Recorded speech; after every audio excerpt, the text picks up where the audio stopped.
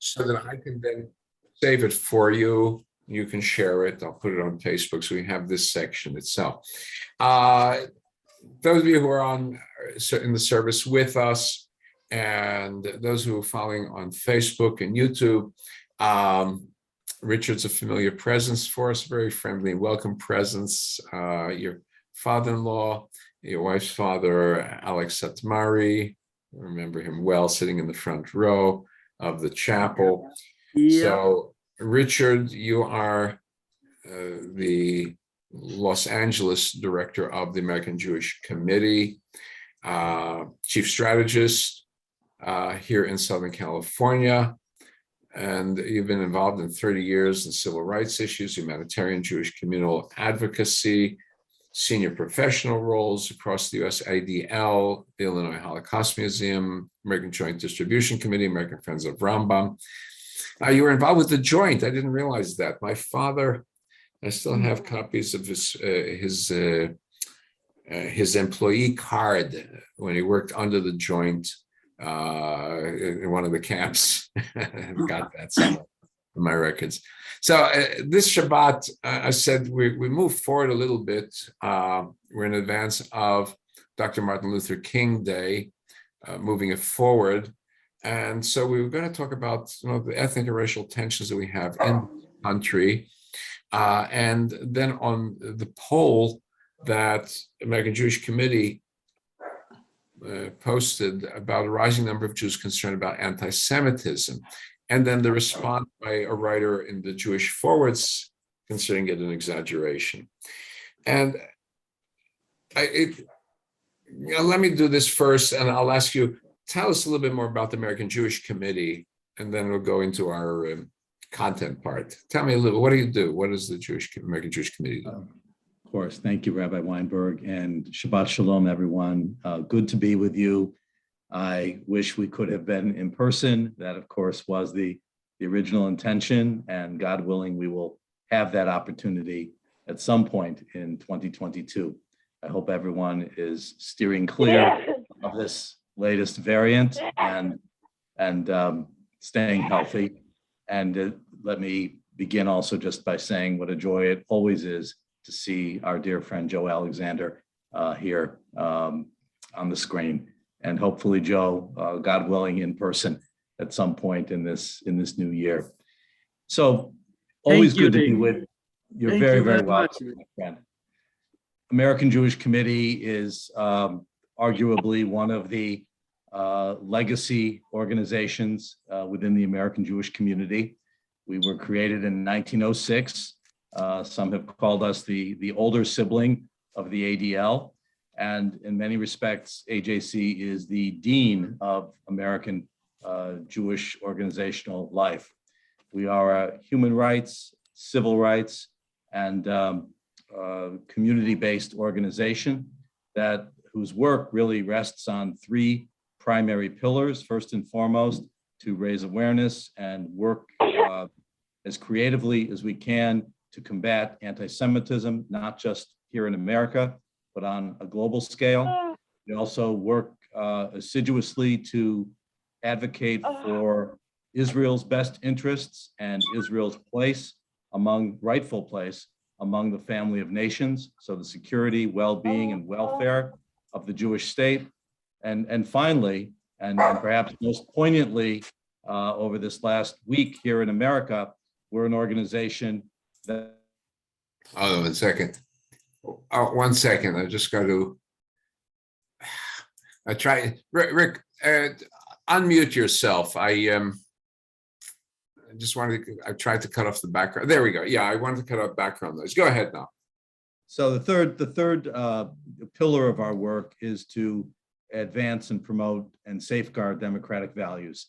And certainly we observed a very sad anniversary just 2 days ago in America, in which the very bedrock of our democracy, of the America that we know and love, was shaken to its very core 1 year ago. So that's an ongoing concern of AJC, but we are both a global organization, but fundamentally as the American Jewish Committee, forgive me, first and foremost, we are concerned with preserving and strengthening the fabric of American democracy, because we know that in our long history as a Jewish people, we have never had it better than the 300 and nearly 60 years here in America.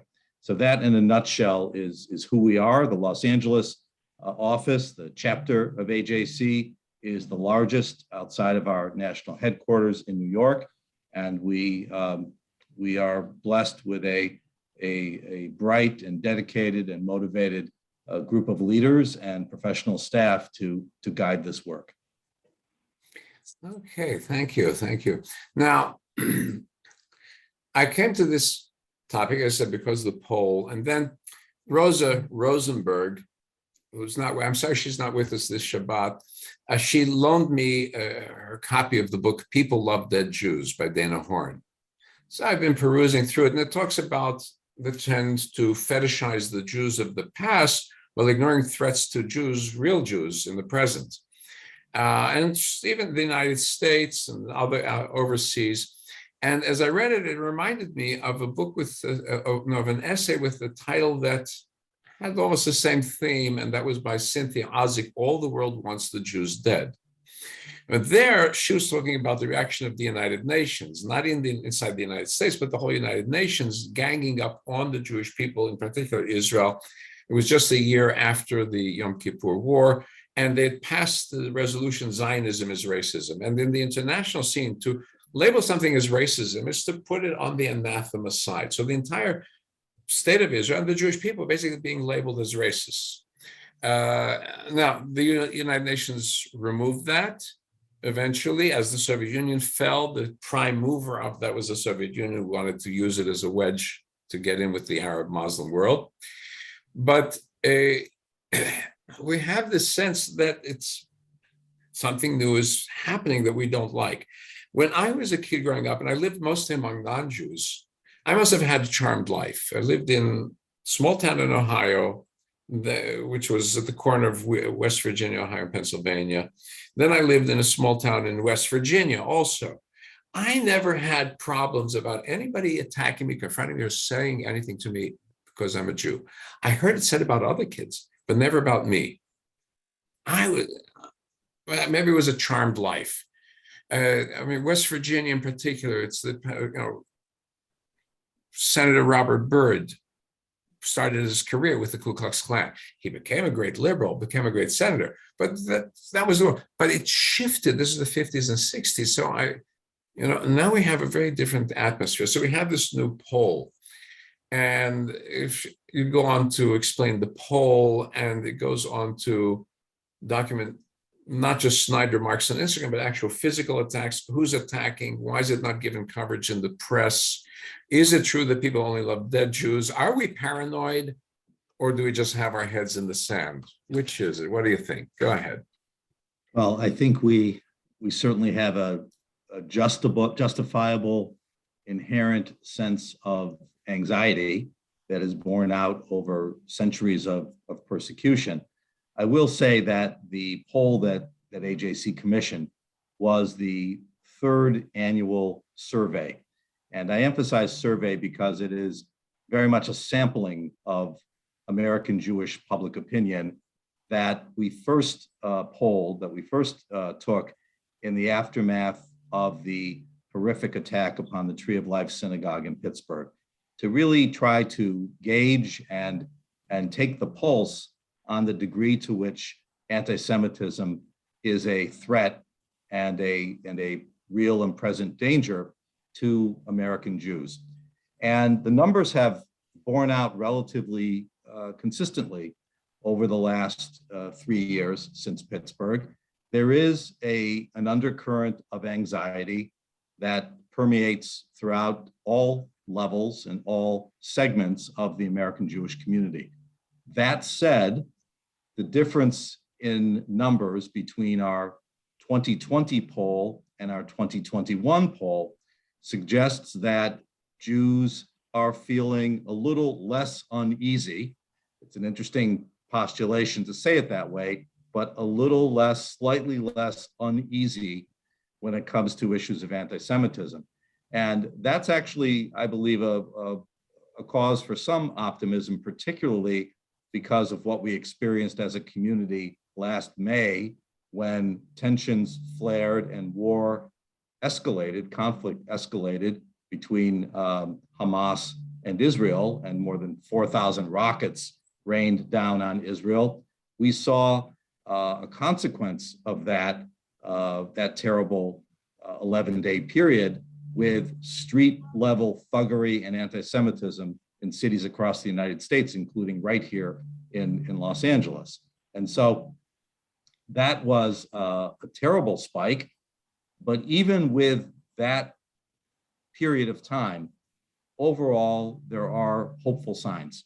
And one of the findings, in fact, from the survey, because not only was it a polling of American Jews, but we did a companion poll with similar questions of the general public. Now, of course, there are Jews who are part of the general public, but by and large, this is a query of non-Jewish citizens of the United States.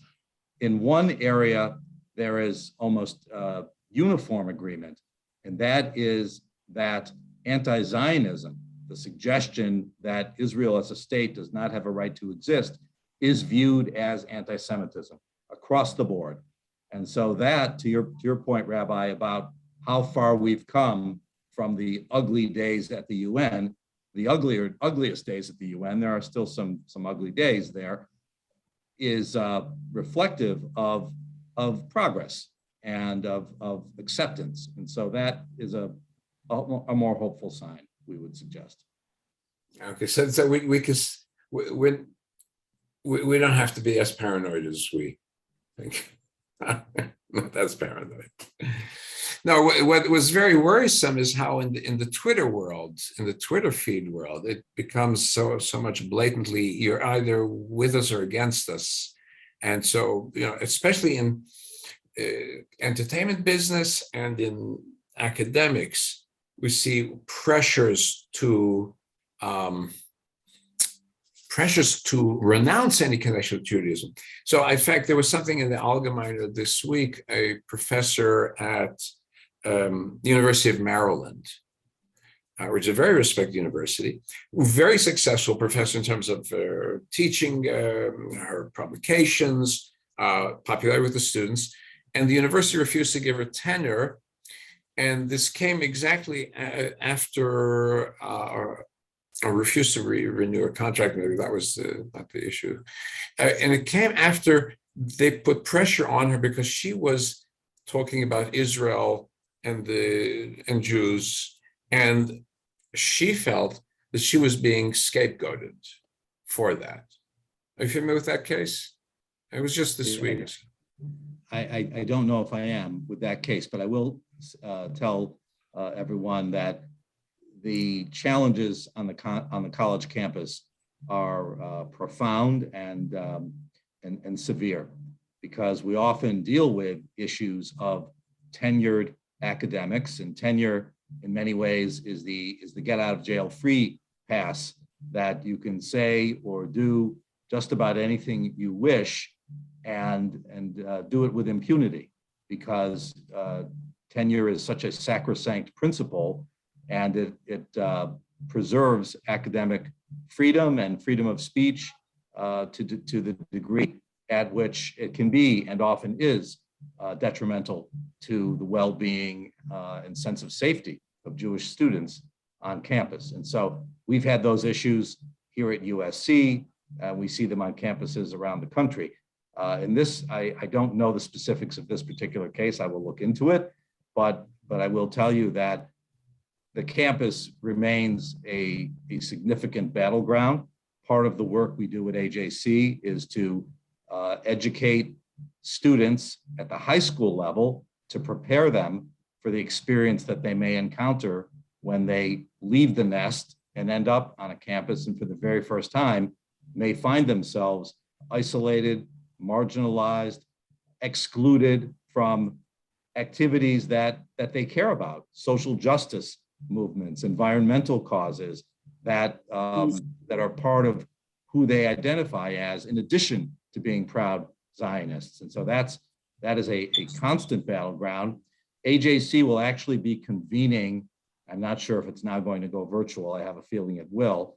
But as of today, we still intend to bring more than a dozen university presidents together next month in New York to talk about these issues and to put anti-Semitism squarely on the table, front and center, so that Jewish students are not left vulnerable and at risk and negated from the full participation in campus life. Yeah, very good. See, we used to, our defense mechanism is such that we're used to defending ourselves from people in the Hicks, rednecks, hillbillies, yahoos, whatever you want to call them. And yeah, what we saw in Pittsburgh and in San Diego, Poway, that's from that spectrum. But we're not used to being attacked by what we think is our own, in our place, right? People who are educated, liberal, and this is where it's very scary. Well, and you raised a very important point about social media. Social media has been, in many ways, an accelerant for the mainstreaming of anti-Semitism, because that too becomes a place where it's the modern version of the town square, and you can stand up on a soapbox and scream to the rooftops without any consequence or any accountability. Twitter is a very, very toxic space, but it's an important space to pay attention to and to try to push back. But that is really where we find increasingly, and to your point, Rabbi, in many respects, celebrities who are lazy, to be gentle about it, who are lazy about understanding the reality of the Middle East, about the history of Israel, about the commitment going back decades of Jews to the well-being of African Americans, of other minorities, of our bona fides in the civil rights movement.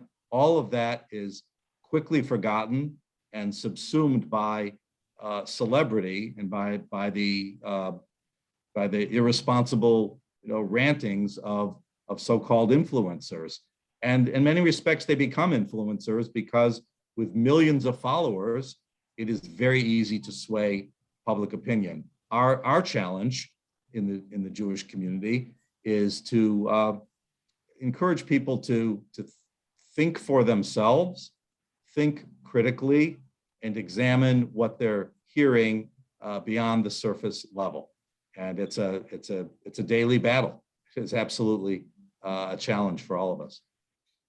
Okay, yeah, I can no longer listen to Pink Floyd because of Roger Waters. I just can't take the music anymore. What can I tell you? He's in many respects the standard bearer of anti-Israel animus and hate. Yeah, really.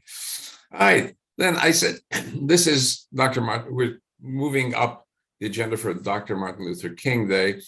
And of course, you remember his I Have a Dream speech, the same place where Marian Anderson sang. I played that clip earlier before. I don't know if you came on at that time.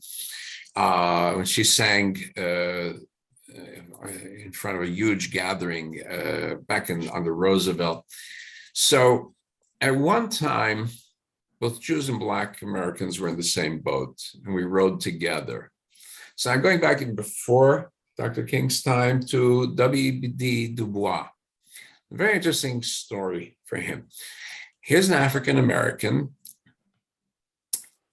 and he was a brilliant young scholar, educated at Harvard. We don't think about this. Yeah, but African-Americans were accepted to Harvard the end of the 1800s. Jews weren't, but he was. And he was infused by the same anti-Jewish sentiments of his fellow Harvard alums. And of all places, he went to Berlin to study at the University of Berlin under von Treitschke, who was the father of German nationalism, who is attributed with the statement that Jews are our misfortune. Juden sind unser Unglück. Came back to the United States with these attitudes. In other words, those are the attitudes that people in America had including blacks. But what happened was that he began the work of founding the NAACP, National Association for Advancement of Colored People. He discovered the Jews were the ones who were giving him the support that he needed, and he broke from the anti-Semitism that he had absorbed from Harvard and from Berlin and turned things around, very much so, holding up the Jewish people as a tremendous force for good and uplift. And he put the NAACP on record as denouncing the protocols of Elders of Zion. He condemned anti-Semitism in Poland and Hungary, as well in Germany, before it was fashionable. And he was steadfast in denouncing Hitler's war against the Jews, and he supported Zionism. And then I'm thinking back in the 60s and 70s, when we had so much Jewish involvement in the struggle for Black rights, there were those in the movements, the Black liberation movement, who turned against Jews. Probably the one that's most notable, still active, still speaking, is Louis Farrakhan. But with all that I can understand the impact of the far left in those days under the Soviet Union still controlling the left here in the United States. But that died out. What's happening now, I see, is that the anti-Zionist camp is being manipulated very much by the Muslim community. And we have to put things on the table. We have a problem with the Muslim community. And I'll let you tell me what we're doing with that community, because that may be the prime driver in the wedge that's now happening between Jewish community and the Black community.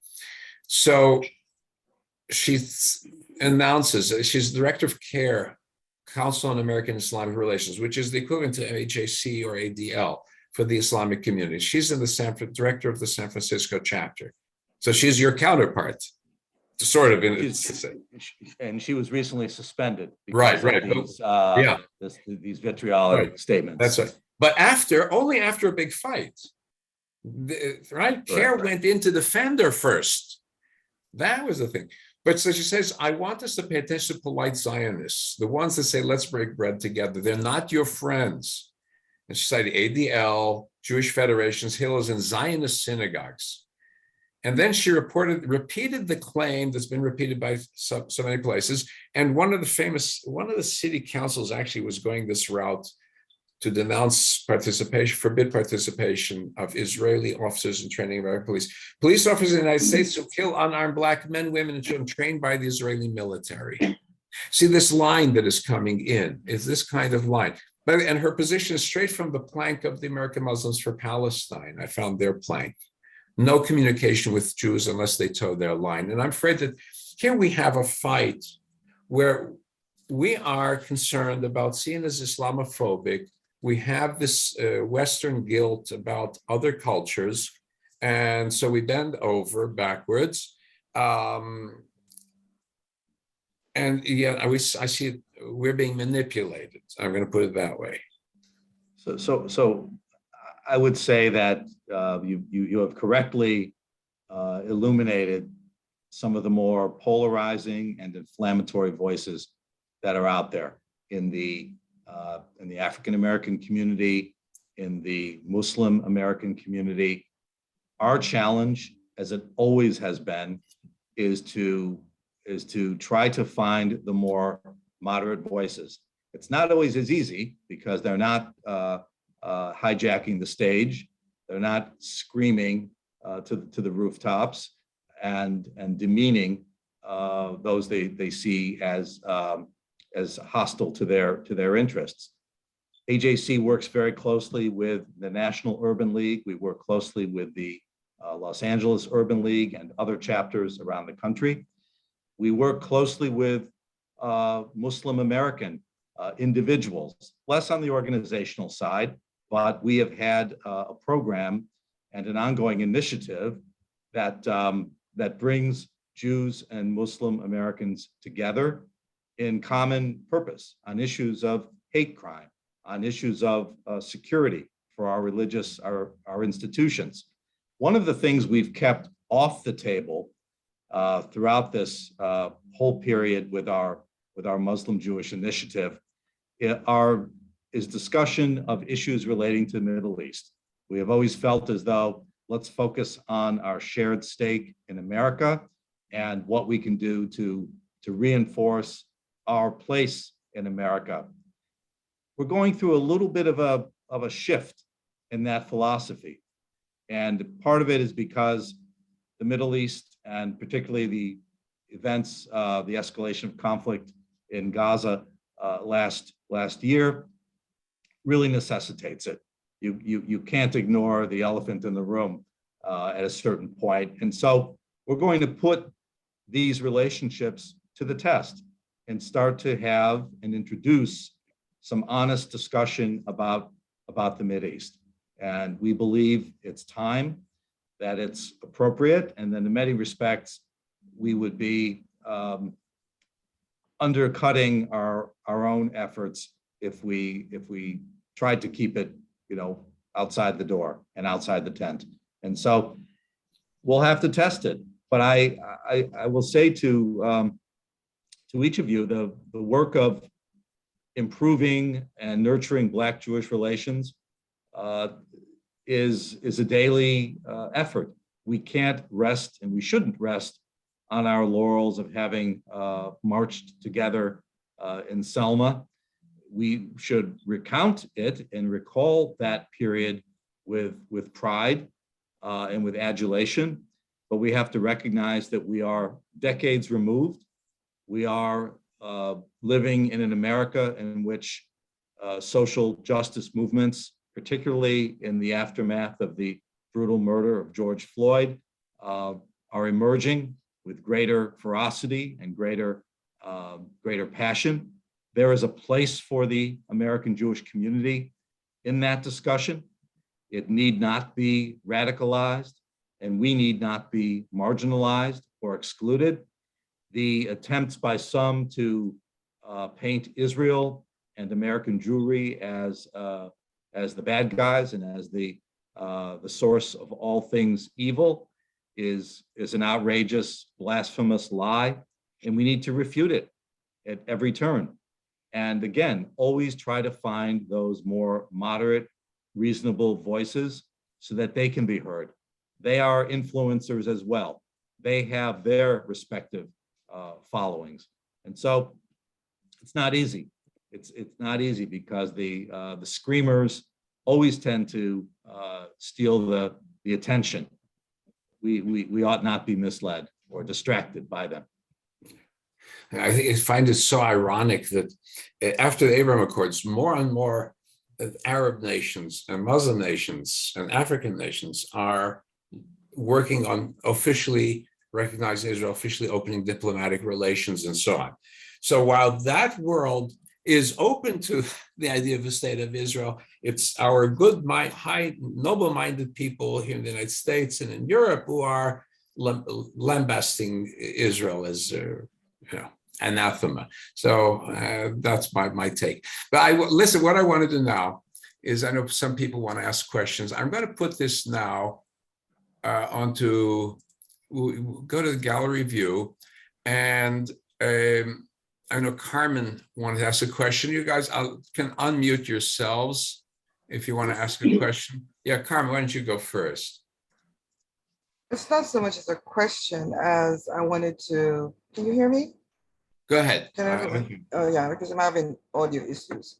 It's not that so much as that I have a question, as I want us to when we frame the African, this is Martin Luther King's celebration, whatever it is, and in the context of what he meant and his purpose of his activities were, is that we need to be a little cautious that we do not disparage or denigrate even the screamers within our communities, because we've known time and time again that whether they're Jews or Blacks or whatever it is, it's usually the screamers who are the ones who are on the front line, who are the ones who have actually effectuated the possibility of change and change itself. It's not only the moderates who have done this, the screamers are the ones who have put themselves out there and have been at the forefront. And I'm always, not that I agree with everything they say or do, I do not, but I'm always concerned that we want to marginalize and push them away, because without them, I'll tell you, a lot of civic change doesn't happen. These people are well worth their salt. And the other thing, I'm just going to say all of this, but I want to get it all out. The idea, it's a very complex situation for Blacks, and I'm not using the word African American deliberately here, because I'm just talking about Black people in general. That you look even today, just looking today, where we are expected to shut up, be quiet, and sit down and take what is being thrown at us. We hear it politically, the term critical race theory, which means do not teach Black history. Do not teach Black people's existence. Pretend they're never here, and we can only teach to our children white history or the white concept of history. And unfortunately, sometimes that just we ourselves do it as a huge umbrella or as a huge paintbrush for everyone who doesn't look like us. And it's this people talking past each other that just gets me.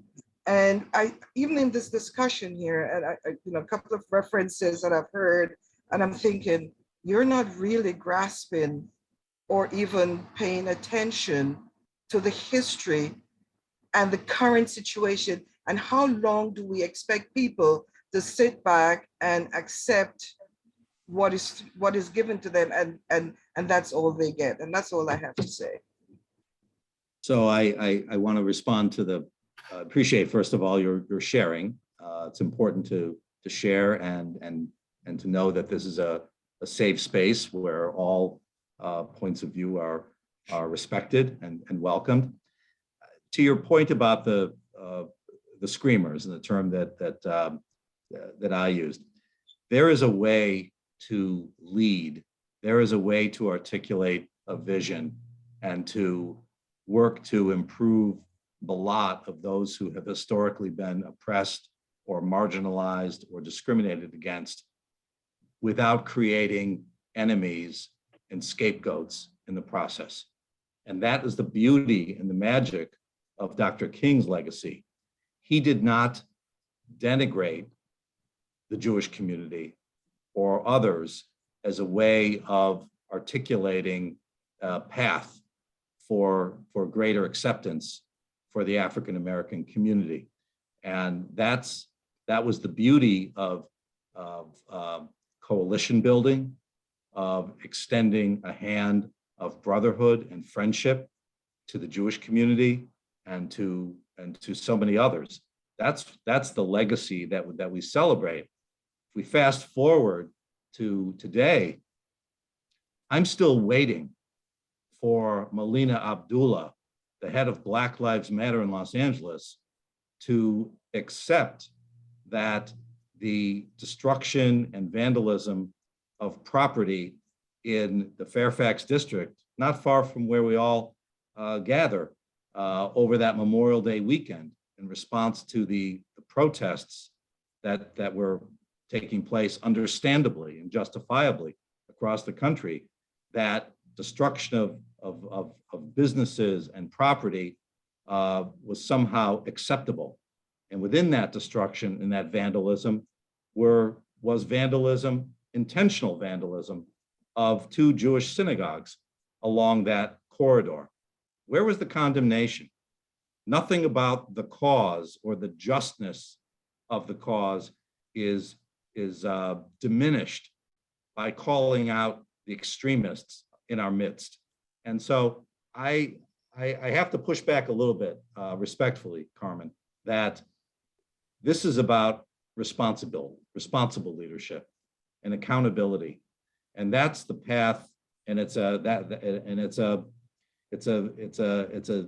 needle that has to be thread, but it is so important. It's so crucial that we understand we have a common stake in America. And with respect to just a word on the whole ethnic studies, critical race theory piece, there too, what AJC and the organized Jewish community in California have advocated for over the last 3 years is an inclusive ethnic studies, not an ethnic studies that casts heroes and villains, because that ultimately does our kids, the students throughout California, brings no value and no good to their educational experience and to preparing them for the world, the rich mosaic of cultural diversity that they will inherit and hopefully lead and thrive in as they mature into adulthood. And so it's not a zero-sum game. And I think we have to recognize our shared humanity, and we have to hear each other.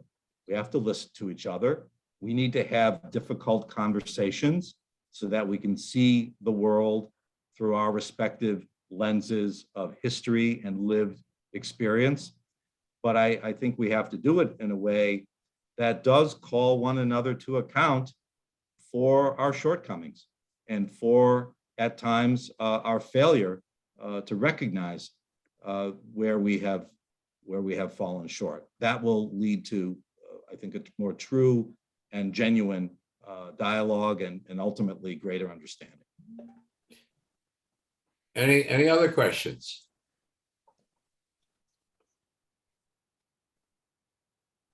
Okay, so Richard, I want to thank you very much for taking your time to be with us this Shabbat morning. I promised you that you would have Kiddush and you'd have some of the Kiddush that Carmen prepares. Sorry, Richard. This is a rain check, So Carmen, rain check, and we know it does rain in LA. So that's right. Oh, I'll tell you what. Oh, that's right. Yeah, once I- every 10, Richard, we'll do this. 15-year thing. Yeah, we'll do this for you.